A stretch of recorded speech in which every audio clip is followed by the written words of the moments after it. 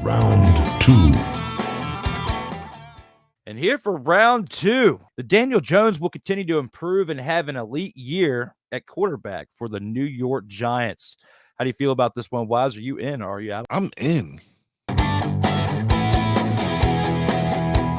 And the reason I'm in is they've added so many different weapons now to Daniel Jones.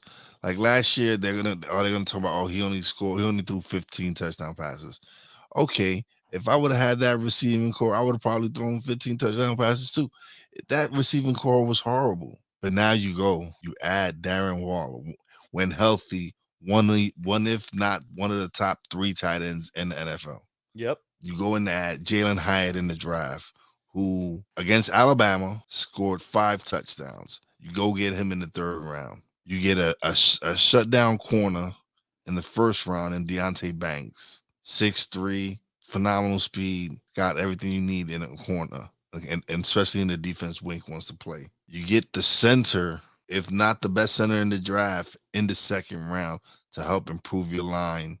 You add Paris Campbell from the Colts. You add Aaron Gray from Oklahoma in the draft pick, a 4th round pick. They've filled the needs.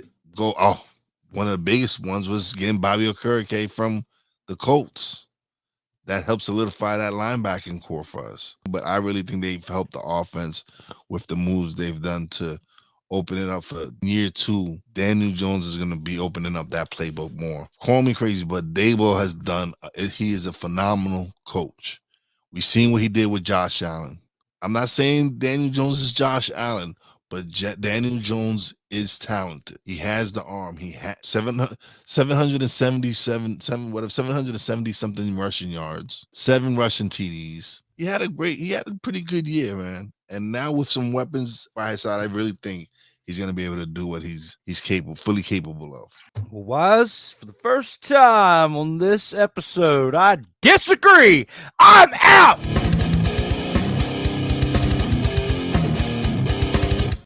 Before I break down my predictions for what's going to happen within the first half of the season, I got to at least bring it up his numbers over the past 4 seasons as he's played in the NFL.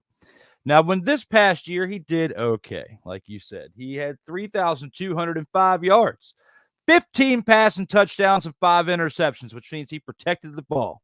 He's gotten a little bit better at protecting the ball. He threw 5 interceptions, the fewest of his career, okay? Previous year, he was 10-7, okay? So he only had 3 more touchdowns than interceptions. The year before that, 11-10. Holy shnikes, was terrible. But you look at his first year that he played, 2019. 3,000 passing yards with a scrub wide receiving core, just like last year, as you had mentioned. 24 touchdowns, 12 interceptions, had an 87 passer rating. Now, this past season, he did have a 92.5 passer rating.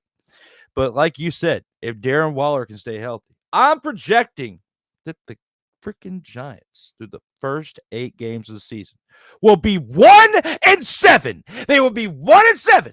And I'm going to lay out those games right now, Wise. I'm going to lay them out for you. First game of the season, Cowboys at Giants. That game, they're going to win. They're going to win that game at home. They're going to beat the Cowboys at home. The second game of the season, they're going to travel to Arizona and play the Cardinals. They're going to lose. The third game of the season, they're going to travel to San Francisco. They're going to lose. The fourth game of the season, they're going to hold the Seahawks at home, who are coming. And they are going to lose there for a third straight game. Then they're going to travel to Miami, a team that if Tua is healthy, and what they built around him, they got Tyreek Hill as well, they're going to lose there too. So that'll be 1-4 at that point. Then you go to Buffalo.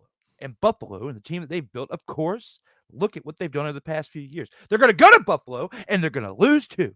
Then they're going to come back on home to a team they're going to host, a team that barely has a name. And that team is the Commies. But you look at what they got in their ownership. You look at what they got, and we're going to talk about them in the final round. You look at what they got in the ownership. They got a proven NBA champion. They got a proven champion in Major League Baseball. They got a proven champion in other sports that he's been an owner in. And they're going to beat the Giants there, too, in the Meadowlands. They're going to beat them. They're going to beat them.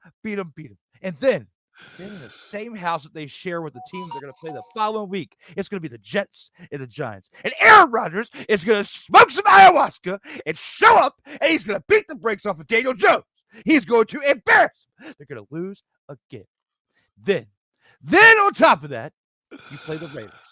That game is where you're going to lose. I mean, no, you're going to snap the streak, and you will be 2-7 at that point in the season through 9 games.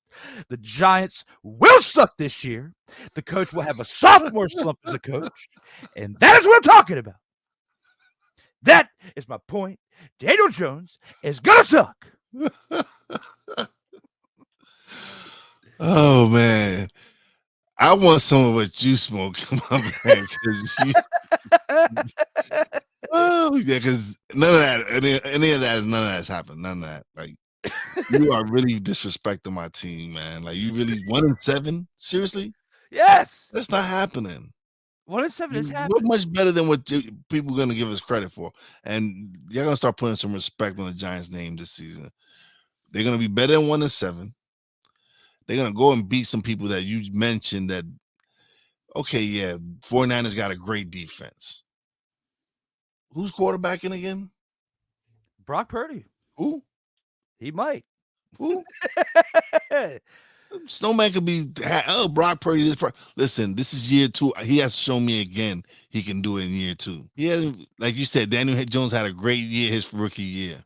They had a pretty good, solid season.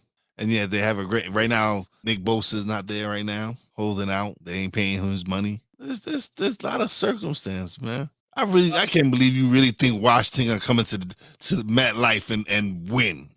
Hey, okay, so It's if Sam they Howell. beat the 49ers, Sam Howell. Sam Howell's coming. He's coming. Okay, whatever. Just like Dion said, he's coming.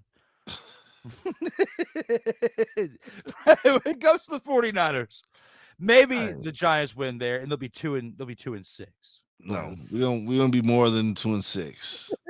You'll see. We'll see.